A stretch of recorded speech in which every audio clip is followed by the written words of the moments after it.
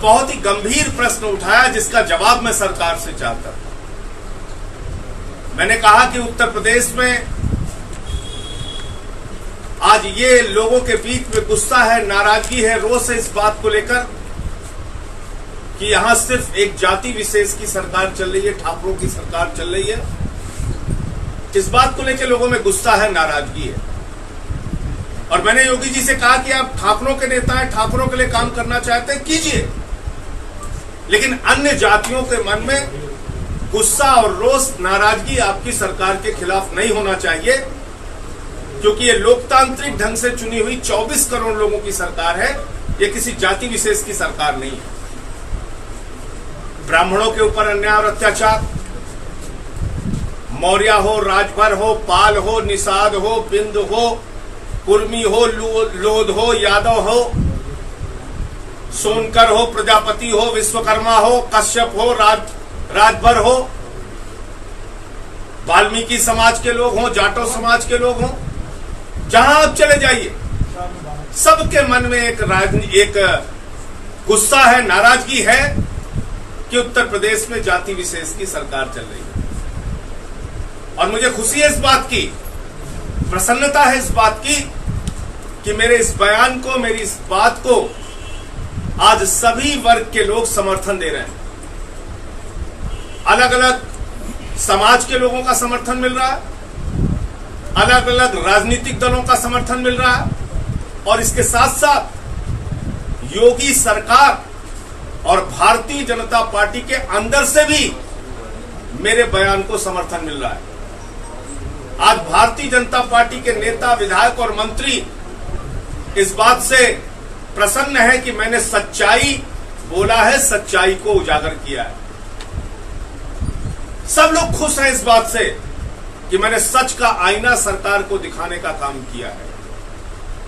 आज भारतीय जनता पार्टी के विधायक, भारतीय जनता पार्टी के मंत्री, मैं पूछना चाहता हूं योगी जी, मेरे बयान के बाद एक भी सरकार का मंत्री और विधायक आपके समर्थन में नहीं खड़ा हुआ, इसका मतलब मैंने सच्ची बात कही थी। एक भी भारतीय जनता पार्टी का नेता आपके समर्थन में नहीं खड़ा हुआ, इसका मतलब मैंने सच्ची बात कही थी। मेरी बात का किसी ने विरोध नहीं किया, बल्कि समर्थन किया। और याद कर लीजिए, देवमणि द्विवेदी जी ने, जो विधायक जी ने सवाल उठाया है, देवमणि दुबे जी जो हमारे यहाँ के विधायक है सुल्तानपुर से भारतीय जनता पार्टी के, उमेश द्विवेदी जी जो एमएलसी है भारतीय जनता पार्टी के, क्या उनके ऊपर आप एफआईआर करा के उनको भी अंदर करेंगे?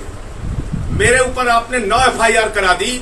मेरे बयान से सब खुश हैं, सिर्फ योगी जी नाराज हैं। मैं योगी जी से पूछना चाहता हूं, आपने मेरे ऊपर तो 9 एफआईआर करा दी, लेकिन देवमणि दुबे जी ने जो सवाल पूछा है, जो भारतीय जनता पार्टी के विधायक हैं, जिन्होंने कहा है ब्राह्मणों पे कितने अन्याय हुए, कितने अत्याचार हुए, कितने हत्या की घटनाएं हुई, कितने उनके साथ मारकाट की घटनाएं हुई, क्या उनके द्वारा भी सवाल उठाया जाना जुर्म है, अपराध है? क्या उनको भी आप एफआईआर करके जेल में डालेंगे?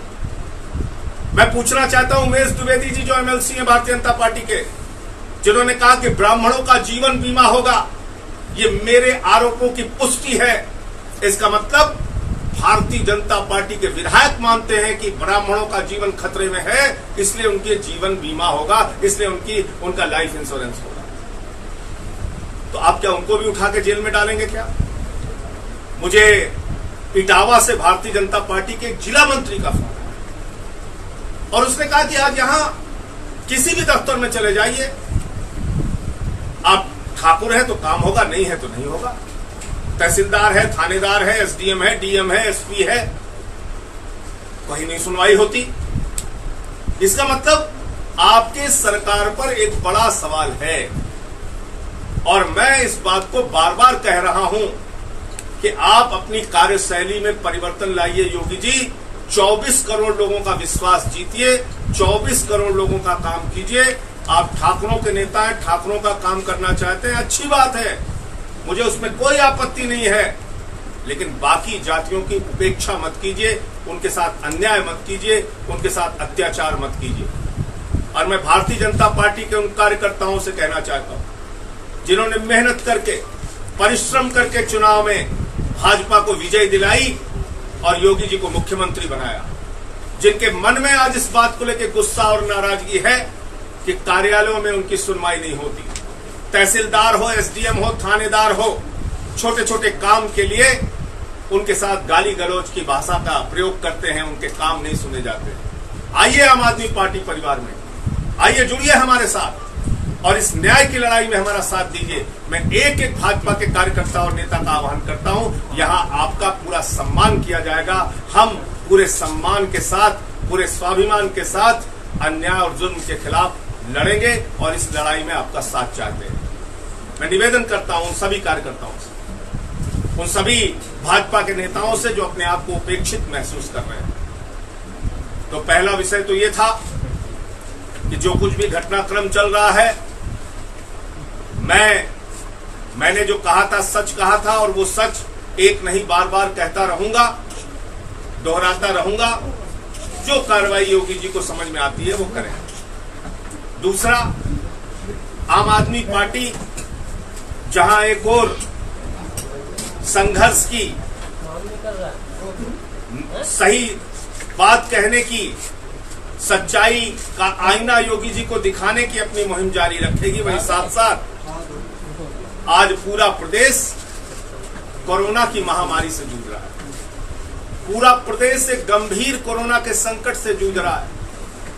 लगभग 5000 प्रतिदिन कोरोना के केसेस आ रहे हैं उत्तर प्रदेश में, और उत्तर प्रदेश देश का पहला राज्य है जहां पर 2 कैबिनेट मंत्रियों की जान जा चुकी। योगी जी, आपने टीम 11 बनाई। उस टीम 11 में एक डॉक्टर नहीं, एक एक्सपर्ट नहीं, एक महामारी से कैसे लड़ना इसका जानकार नहीं। टीम 11 क्रिकेट खेलने के लिए बनाई है या कोरोना से लड़ने के लिए बनाई है, मुझे पता नहीं। लेकिन मैंने देखा और मुझे देखकर दुख हुआ कि कोरोना जैसी गंभीर बीमारी पर आप एक महत्वपूर्ण बैठक ले रहे थे योगी जी। आपका प्रमुख सचिव एसपी गोयल बैठ के वहां वीडियो गेम खेल रहा है। इससे पता चलता है कि उत्तर प्रदेश के लोगों के जीवन को लेकर आप कितना चिंतित हैं और क्या आपकी सरकार कर रही है। उस टीम 11 में स्वास्थ्य मंत्री नहीं, उस टीम 11 के अंदर न डॉक्टर, न कोई एक्सपर्ट, न कोई विपक्ष की राय। आज दिल्ली मॉडल पूरे उत्तर प्रदेश और देश के लिए चर्चा का विषय बना हुआ है। दिल्ली की अरविंद केजरीवाल सरकार का मॉडल पूरी दुनिया में आश्चर्य से देखा जा रहा है कि कैसे एक महामारी जिससे अमेरिका नहीं लड़ पाया, ब्रिटेन नहीं लड़ पाया, फ्रांस नहीं लड़ पाया, जर्मनी नहीं लड़ पाया, इटली नहीं लड़ पाया, एक पढ़ा लिखा मुख्यमंत्री जिसका नाम अरविंद केजरीवाल है, उसने इस बीमारी से कैसे लड़कर और जीत कर दिखाया। आज दिल्ली के अंदर 90% से ज्यादा रिकवरी रेट है, यानी मरीजों के ठीक होने की संख्या 90% से अधिक है। पॉजिटिविटी रेट 8-9% पे आ गया है, यानी जो पॉजिटिव पाए जा रहे हैं वो मरीजों की संख्या 8-9% है। अरविंद केजरीवाल जी ने प्लाज्मा बैंक बनाया। अरविंद केजरीवाल जी ने केंद्र सरकार से लड़ के होम आइसोलेशन का नियम लागू कराया दिल्ली के अंदर। अरविंद केजरीवाल जी ने ऑक्सीजन बेड, वेंटिलेटर बेड, तमाम वो सुविधाएं जो एक कोरोना मरीज को जरूरत होती है ठीक होने के लिए, वो सब कुछ दिल्ली में मुहैया कराया। और इसकी बदौलत आज 90% लोग दिल्ली में ठीक हो चुके हैं। तो एक तरफ योगी जी का मॉडल कोरोना से लड़ने में पूरी तरीके से फेल साबित हुआ है, और दूसरी तरफ केजरीवाल का मॉडल कोरोना से लड़ने में आज पूरे देश के अंदर एक बड़ा उदाहरण बना हुआ है, और दूसरे राज्य भी आज दिल्ली का मॉडल स्वीकार कर रहे हैं। और इसी चीज को देखते हुए, इसी बात को देखते हुए, समझते हुए, महसूस करते हुए दिल्ली के मुख्यमंत्री ने अपने विधानसभा के मुख्य सचेतक, हमारे पार्टी के राष्ट्रीय प्रवक्ता और कैबिनेट मंत्री का दर्जा जिन्हें प्राप्त है, हमारे साथी दिलीप पांडे जी, उनको पूरे प्रदेश के अंदर ऑक्सीमीटर का कैंपेन चलाने का जिम्मा दिया है, ऑक्सीजन के जांच का जिम्मा दिया है। तो हमने इस अभियान का नाम रखा है जन जन ऑक्सीजन जांच अभियान। ये देखने को मिला कि सबसे ज्यादा लोगों को जीवन का संकट तब होता है जब ऑक्सीजन का लेवल कम हो जाता है। और इसलिए अब योगी सरकार से तो भरोसा नहीं, इसलिए अब इस योगी सरकार से उम्मीद नहीं है, लेकिन दिल्ली के मॉडल को उत्तर प्रदेश की जनता अपने हाथ में लेगी। भाई दिलीप पांडे जी जो गाजीपुर के रहने वाले हैं, उत्तर प्रदेश के, गए दिल्ली में विदेशों में कई स्थानों पर इन्होंने बड़ी बड़ी नौकरियां की।